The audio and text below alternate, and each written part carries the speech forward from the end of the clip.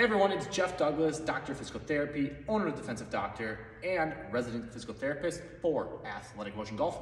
And today we're gonna come on and talk about how to properly perform a dumbbell bench press or chest press, all right? And we're just gonna go over the principles that cross over with pretty much any kind of pushing motion. And by pushing, I mean where we're pushing our arms away from the chest, all right? So if you're doing a bar, most principles are the same. There's tiny differences, but for me, I use dumbbells mostly. Of my clients, I usually use a lot of dumbbells, and for many people, it's just what's more accessible. All right. So, things you want to think about when you come back. You want to lay back, and you're going to want to set your scapulas. Your scapulas are the winged ones back here. You're going to want to squeeze them together once you're laying down, and you're going to walk your feet back. To get more force when we do an exercise like this, you need to use your legs. You drive from the ground to create more neural drive to get more of a push, all right? Now, people will ask, can I arch my back? Can I flatten my back? Both are acceptable. My big thing is pick one, and during the motion, don't let your back position change. Now, for most cases, I probably have people go flat back, all right? However, if you're looking to do more weight, and it's a technique you'll see in power lifters, is they'll arch their back because it lessens the distance that you have to move your arms and your shoulders, so it takes some stress off the shoulders. You don't get as deep or behind when you're laying down when you arch your back a little bit, all right? Which allows you to lift more weight, takes a little pressure off. So if someone has shoulder pain, I might have them go to that variation, but in general, I'm going flat back, okay? Again, either one is fine. Know why you're doing it, okay? Know the pros and cons of each one, and go from there.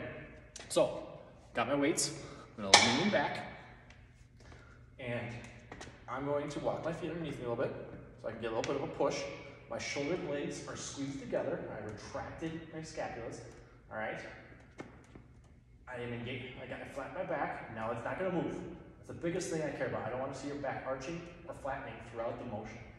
I will start the dumbbells at my nipple level, okay?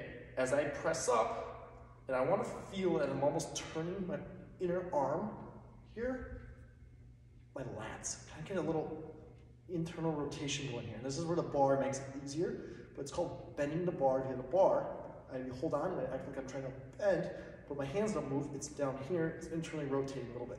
You should feel some tension in your lats, okay? So shoulder blades squeeze together, turn my lats on, start at nipple level, and then as I go up, breath in to my stomach, I'm gonna push, breathe out. I make an arc. It's not a straight path from my nipple level straight up. It's going from my nipple level to my chin, back down to my nipple level or chest level. So there's a little bit of an arc to it if I was watching it on the side. Many people just shoot straight up and come back down. I like to see this path here, so it gets more pec involvement when I'm doing this.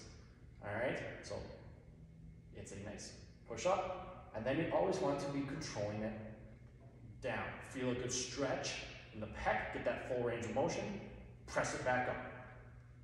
3, 2, 1, down, press it back up towards my chin, my nose. All right, so that's a big thing, is that arc. When I'm doing it, it should go up and back, and then back down. It's not straight up and down. It just has a little bit of a bend to it when we do it. Small, subtle, but you'll see the strongest power lifters in the world doing that because it maximizes their strength to get more of that pec recruitment. All right, so big things to think about. Get your legs back, push with your legs while you're doing it. Retract the scapulas to get your shoulders in a stable position. We want to do it with an arc.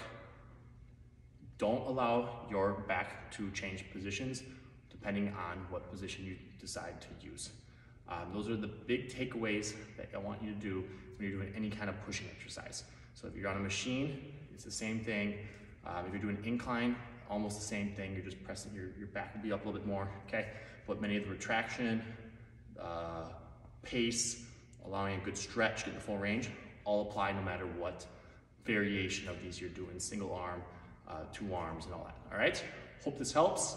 Leave a comment if you have any questions.